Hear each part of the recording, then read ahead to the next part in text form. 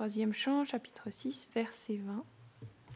Avant de parler, j'implore les bénédictions de mon maître spirituel, de Srila Prabhupada, de toute la filiation spirituelle et de tous les dévots assemblés. Om Namo Bhagavate Vasudevaya.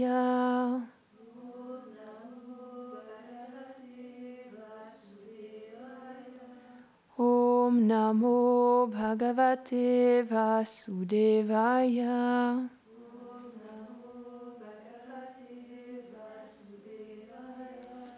Om Namo Bhagavate Vasudevaya.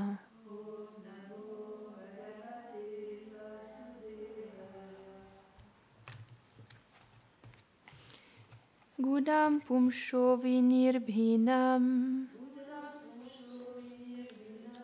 Mitro Lokesha Vishat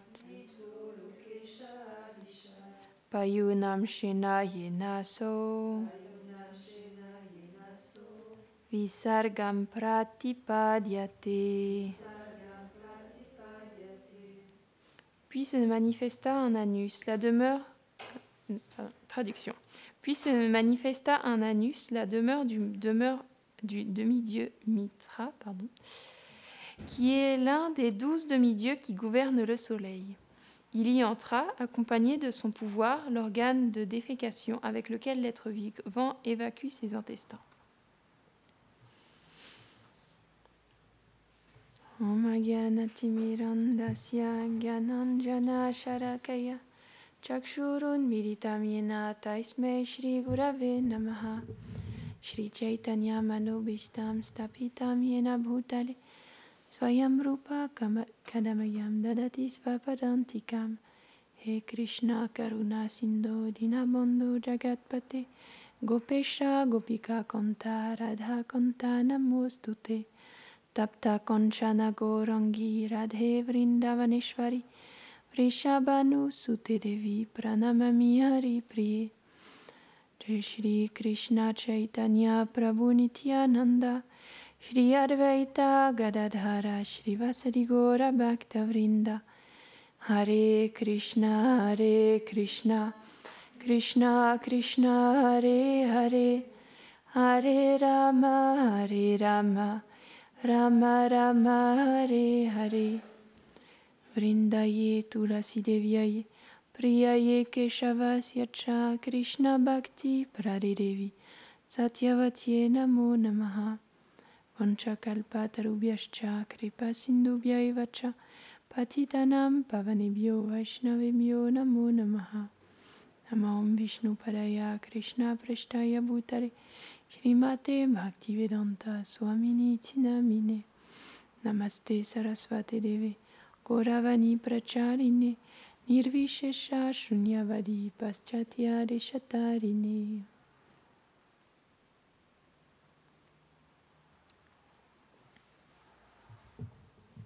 C'est intéressant de voir comment Krishna il recouvre dans le Srimad Bhagavatam les moindres sujets, même ceux qui nous paraissent les plus insignifiants, on va dire, dans notre vie de tous les jours. On peut l'associer à chacun des aspects de notre vie. Même celui de passer les pierres, il y a un verset qui décrit comment cette action-là, elle est finalement contrôlée à l'origine par le Seigneur suprême et comment il contrôle chaque aspect de cette création sans en omettre aucun. Et donc cet aspect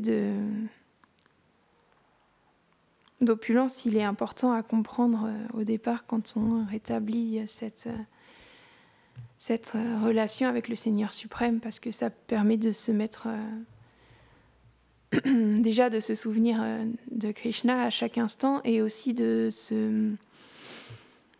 étant donné qu'il est le voir comme le contrôleur suprême, ça nous remet dans cette position de serviteur aussi. Parce que, étant donné que quand on vient dans ce monde, on vient en tant que maître, eh bien, disons que c'est un gros travail qu'on a à faire en tant qu'âme conditionnée, de comprendre que finalement, c'est une autre personne qui contrôle chaque aspect de cette création, que nous, on n'a aucun contrôle. On est simplement recouvert par tous ces gunas et on est tantôt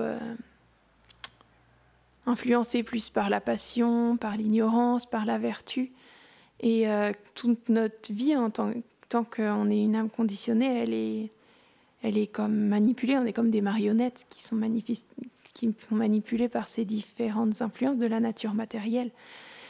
Et donc, cette prétendue liberté qu'on croit goûter, elle n'en est pas vraiment une, parce qu'on est juste enchaîné à ces gunas et esclave de ces sens qui demandent à être gratifiés. Et quand on ne les gratifie pas, alors quand on n'a pas la dose de gratification qu'on souhaite, ça provoque une frustration et une colère. Et quand on essaye de les gratifier, et qu'on en veut toujours plus, donc on devient toujours plus avide. Et donc c'est comme cet aspect-là, ça nous fait voir qu'il n'y a pas vraiment de solution dans toutes ces choses-là. Et comme on entendait dans la classe de Srila Prabhupada qu'on traduisait hier, finalement, c'est parce qu'on ne devrait pas essayer de gratifier nos sens, mais les sens de Krishna à travers toutes nos actions. Et c'est comme ça que l'âme, elle est véritablement comblée. C'est pas en cherchant sa gratification, c'est pas en... Je sais plus comment il abordait ça, j'ai oublié. Mais oui, c'est pas en agissant pour son propre intérêt, mais c'est en agissant pour l'intérêt de Krishna. Et à ce moment-là, ça, c'est ça qui peut combler les êtres vivants.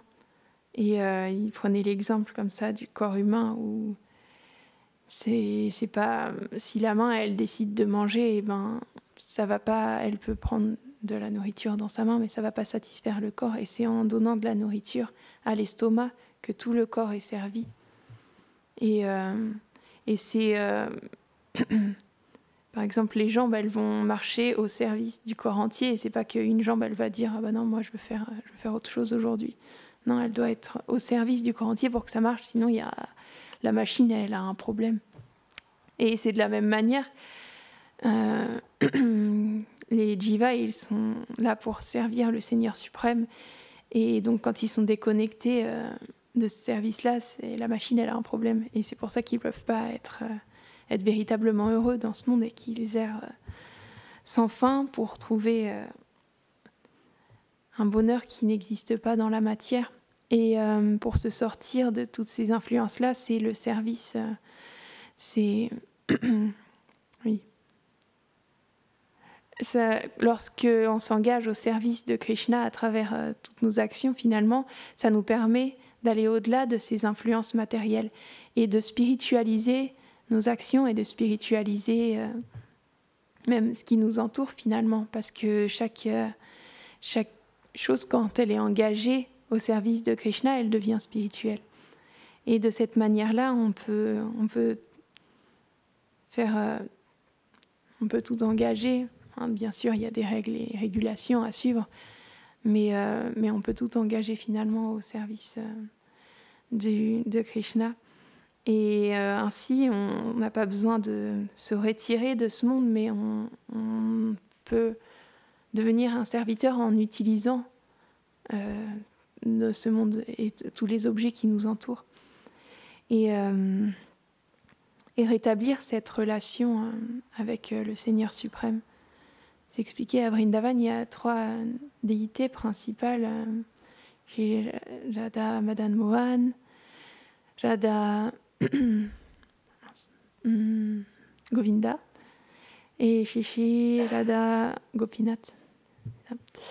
Et Radha Madan Mohan, Shri Radha Madan Mohan, c'est des déités qui sont très primordiales vraiment dans le cœur des Gaudiya Vaishnavas. Et Shri Radha Madan Mohan, ils vont aider à rétablir cette relation entre les jivas et le Seigneur suprême. Et Shri Radha Govinda, ils sont là pour approfondir cette relation. Et Shri Radha Gopinath, j'ai du mal. Ils vont permettre d'atteindre le but vraiment du pur service de dévotion, comme les gopis qui sont engagés au service de Krishna à Vrindavan. Et donc, on peut voir qu'il y a eu plein de divertissements autour de ces déités-là, parce que, comme on le sait, il y a en 1670, je crois, c'est ça. Dans ces années-là, il y a le roi Aurangzeb qui était très défavorable aux Vaishnavas, et donc il a fait détruire plein de temples à Vrindavan. Et donc, à ce moment-là, les déités de Radha Madan Mohan et de Radha Govinda, toutes ces déités-là, elles ont été déplacées jusqu'à Jaipur. Mais là, aujourd'hui, je vais plus vous parler de Shri Radha Madan Mohan. Et donc, on sait que Radha Madan Mohan, à ce moment-là, on sait pas, j'en parle.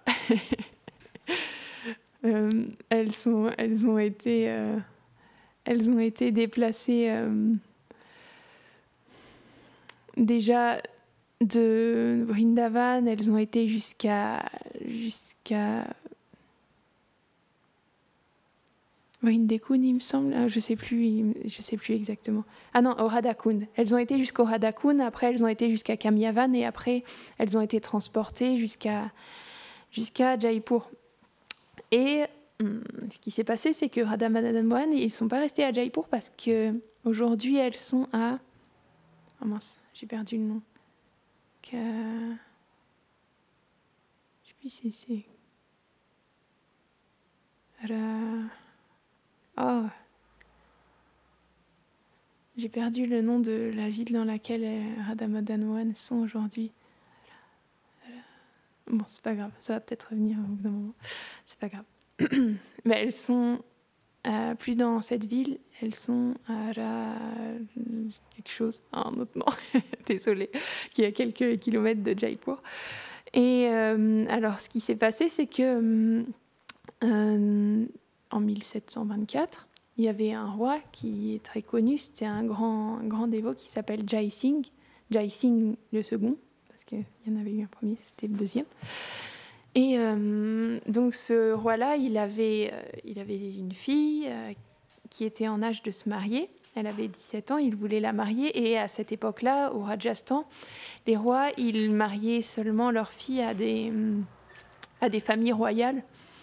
Et en plus de ça, non seulement à des familles royales, mais il fallait que ce soit des rois encore plus fameux que la famille dans laquelle était née cette princesse. Et donc à ce moment-là, il était réputé comme étant le roi le plus fameux, Jai Singh.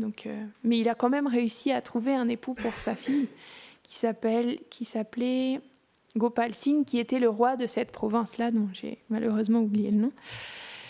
Et à ce moment-là, il a arrangé un mariage entre sa fille et ce roi-là, Gopal Singh. Et cette princesse, il devait lui donner une dot, parce que c'était comme ça que ça fonctionnait. Il devait donner une dot à la princesse pour qui l'accompagnerait, et il lui a demandé ce qu'elle voudrait. Et donc elle a dit à ce moment-là, elle a répondu à son père: oh, je n'ai pas envie d'avoir des bijoux, ça ne m'intéresse pas d'avoir des tas de servantes ou des affaires ou de beaux habits, etc. Elle a dit non, moi ce que je voudrais emporter, c'est chez Govinda. Radha Govinda, elle voulait les emporter avec elle. Et donc le roi, il était embêté parce que ces déités, c'est pas qu'elles appartenaient au roi, lui, il les servait, il était là comme leur serviteur, mais il n'était pas le propriétaire des déités. Et ce qui était considéré comme les propriétaires, c'était les Acharya Vaishnavas de cette époque-là, qui étaient Vishwanath Chakravarti Thakur et Srila Baladev Vidyabhushan. Et donc, ce qu'il a fait, c'est qu'il lui a demandé déjà: mais est-ce que tu veux pas ça? Il lui a dit que c'était compliqué pour lui de le donner parce qu'elle ne lui appartenait pas à lui. Donc, est-ce que tu es sûre que tu veux pas autre chose? Et elle était déterminée. Elle voulait seulement Radha Govinda, que Govinda l'accompagne en fait. Et à ce moment-là, ce qui s'est passé, c'est qu'il a écrit à Srila Vishwanath Chakravarti Thakur et il lui a demandé est-ce que je peux donner Govinda comme dot à ma fille pour son mariage. Et Srila Vishwanath Chakravarti Thakur, il lui a dit qu'il pouvait pas, je ne peux pas accepter parce que si j'accepte qu'elle prenne Govinda, ça veut dire que je pense que Govinda il est supérieur à Madan Mohan et à Gopinath. Or, ce n'est pas le cas. Donc, ce qu'il faut faire, c'est qu'elle doit aller dans une salle. Il faut mettre ces 3 déités dans une salle dans l'obscurité et bander les yeux de la princesse. Et à ce moment-là, elle va aller dans la salle et la première déité qu'elle touchera, elle l'emportera avec elle lors de son mariage. Alors, le roi, il a organisé tout ce qu'il fallait pour mettre en scène cette chose-là. Et il a fait mettre les déités sur une plateforme en or dans une salle. Et la princesse, elle est rentrée avec les yeux bandés. Et en premier, lorsqu'elle a marché, elle s'est approchée tout près de Govinda. Mais elle a continué son chemin. Et lorsqu'elle est passée devant Madan Mohan, il a tendu sa main droite. Et il a touché la princesse parce qu'il voulait aller, c'est lui qui voulait partir avec elle. Et d'ailleurs, depuis ce jour, on peut voir que Madan Mohan, ils sont obligés de lui mettre une flûte qui est tordue parce que sa main, elle est plus positionnée dans la bonne position. Donc pour avoir une flûte qui rentre dans ses mains, il a une flûte qui est courbée. Et donc, elle a ouvert les yeux et elle tenait la main de Madan Mohan. De cette manière-là, elle était très heureuse et elle a pu emporter Madan Mohan avec elle pour son mariage. Et donc, par la suite, c'est devenu une tradition dans cette ville-là que la reine, après chaque Shringararti, donc tous les soirs, elle venait prendre darshan des déités. Donc il y avait tout le temple, il était fermé, il n'y avait plus personne dans la salle, même les prêtres, les pujaris, ils sortaient à ce moment-là. Et elle avait un darshan particulier. Et ça, c'est une tradition qui a duré de 1775, je crois, dans ces années-là, jusqu'à 2011. Ça s'est arrêté il n'y a pas très longtemps, parce que avant, les reines au Rajasthan, elles étaient... il y avait certaines règles, donc elles restaient toujours dans le palais avec leurs servantes et leurs rois. Elles n'étaient jamais vues du peuple, en fait. Et elles étaient engagées dans les affaires intérieures du palais. Elles géraient les affaires intérieures du palais, mais en 2011, les reines, elles ont commencé plus à s'engager d'une manière politique et à être exposées plus au grand public, etc. Et à ce moment-là, cette tradition, elle s'est arrêtée, d'avoir un darshan réservé uniquement à la reine. Cette tradition, elle a été interrompue à ce moment-là. Et j'écoutais ce dévot qui racontait ses divertissements et il disait que lorsqu'il assistait au Mongol Arti dans ce temple de Radha Madan Mohan, il entendait un nom qui l'a interpellé parce qu'il n'avait jamais entendu ça auparavant, c'était Taz. Taz. Et donc il a demandé à un pujari, mais qu'est-ce que c'est que ce mot Taz ? Et le pujari, et il voyait que vraiment, et tous le récitaient avec beaucoup d'amour, donc ça l'intriguait encore plus. Et à ce moment-là, le pujari lui a raconté l'histoire de Taz. Et Taz, c'était un musulman qui habitait dans cette ville-là, et c'était un postier. Et il apportait souvent des messages entre la cour et le temple, parce qu'il y a un temple qui a été construit exprès pour Radha Madan Mohan dans cette ville-là. Et donc, il apportait souvent des courriers entre les deux. Donc, il a été amené à beaucoup entendre parler de Radha Madan Mohan, comment il avait été transporté à Jaipur et comment il était venu jusqu'à cette ville-là. Et il entendait tous les divertissements et ça l'intriguait beaucoup. Il a développé beaucoup de... Il avait très envie de voir ces déités de Radha Madan Mohan. Et un jour, tous les matins, il y avait énormément de monde qui rentrait dans ce temple. Il y avait une grosse foule. Et il a demandé, sauf que lui, il ne pouvait pas rentrer parce qu'à cette époque-là, malheureusement, les musulmans, ils ne pouvaient pas rentrer dans le temple. Donc l'accès lui était interdit. Mais un jour, il a demandé, est-ce que je peux rentrer à une personne qui faisait partie de la foule? Et cette personne, elle n'a pas fait attention s'il était musulman ou pas. Elle lui a dit, oui, bien sûr, vous pouvez rentrer. Et donc, il a suivi la foule et il a pu prendre Darshan de Radha Madan Mohan. Et il était tellement captivé que par la suite, tous les jours, il venait prendre Darshan de Radha Madan Mohan. Et il s'expliquait, il se déguisait parfois en sadhu, parfois en cuisinier hindou, mais à chaque fois, il trouvait des déguisements différents pour pouvoir s'introduire dans le temple et pouvoir prendre Darshan de Radha Madan Mohan. Et sauf qu'un jour, il y avait un peu moins de monde dans la salle qu'habituellement. Et il y a le chef Pujari, le prêtre principal, qui l'a vu. Et il s'est vraiment fâché. Il est venu dans la salle de temple et il l'a mis dehors. Il lui a dit, mais tu ne sais pas, c'est interdit aux musulmans. Et il l'a mis dehors comme ça. Et Taz, il avait vraiment le cœur brisé à cause de ça. Il a jeûné toute la journée, il s'est lamenté chez lui, il pleurait simplement. Et le soir, dans ce temple-là, tous les soirs, ils prennent un plateau d'or et ils mettent dessus des sucreries. Au cas où Krishna il est faim pendant la nuit, ils lui mettent des sucreries sur ce plateau en or. Et le soir, Madan Mohan, ce qu'il a fait, c'est qu'il a pris ce plateau, il a couru jusqu'à son cher dévot, Taz, qui se lamentait et qui avait jeûné toute la journée. Et il a pris l'apparence de quelqu'un de la sécurité.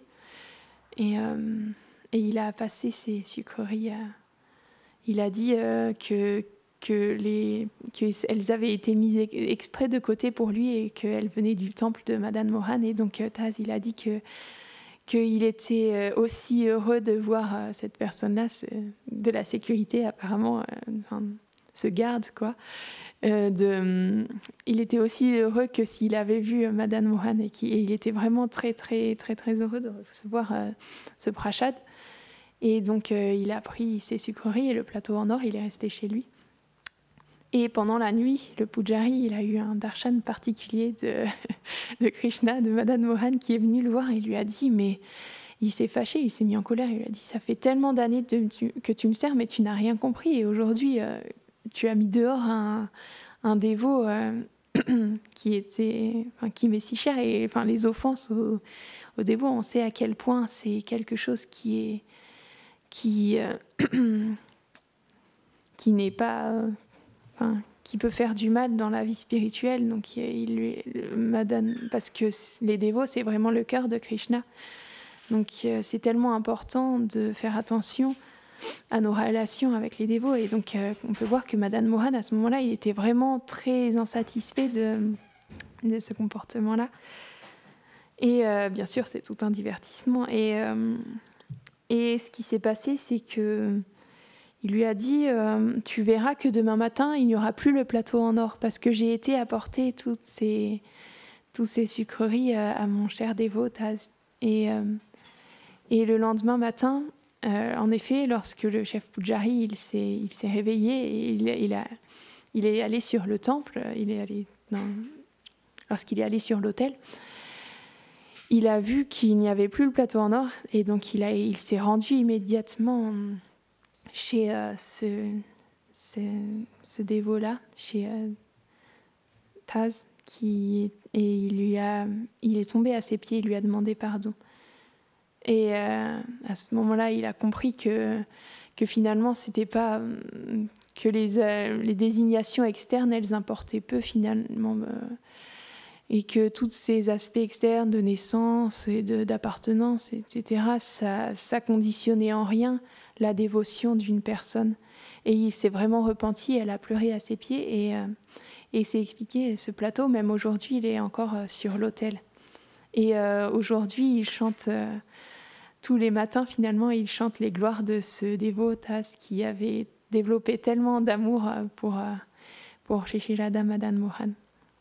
Et donc, oui, c'est des très belles histoires qui nous montrent comment, à chaque fois, qui nous montrent la relation très particulière que les dévots ils ont développée avec Krishna. Parce que Krishna, quand il vient en tant qu'une déité, il vient pour qu'on puisse rétablir finalement cette relation qu'on a oubliée avec lui. Et voir tous ces exemples, c'est tellement inspirant pour pouvoir nous aussi développer cette relation et cet attachement à Krishna qui vient dans ce monde jusqu'à nous, jusqu'à ici, le petit temple de la petite ville de Rouen, et dans tellement de villes dans le monde qui vient pour qu'on rétablisse cette relation avec lui. Donc, est-ce que quelqu'un veut ajouter quelque chose? Jai Shrimad Bhagavatam ki, Jai Shri Radha Madan Mohan ki, Jai.